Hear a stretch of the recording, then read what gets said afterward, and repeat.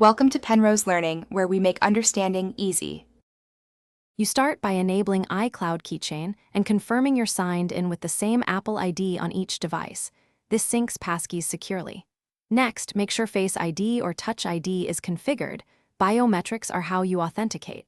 Once done, go to Settings then Passwords, or visit a supported website and pick Create Passkey. Follow on-screen prompts to verify with biometrics.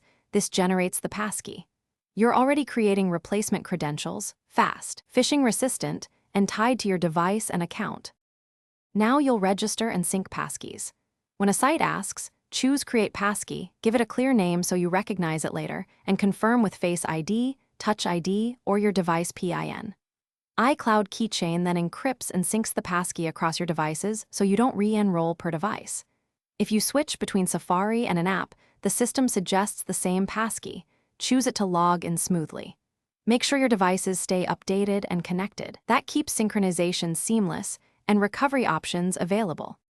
To sign in, select the passkey option at the site or app login and authenticate with Face ID, Touch ID, or your device PIN. It's fast and phishing resistant. To tidy your accounts, go to Settings, right arrow Passwords to view, rename, or delete passkeys. Use Revoke if you lose access. If something goes wrong, first check iCloud Keychain is enabled, confirm every device uses the same Apple ID, and install system updates. If passkeys still don't appear, sign out and back into iCloud, or reboot the device to reset. Thanks for watching. If this was helpful, leave a like and consider subscribing. See you next time.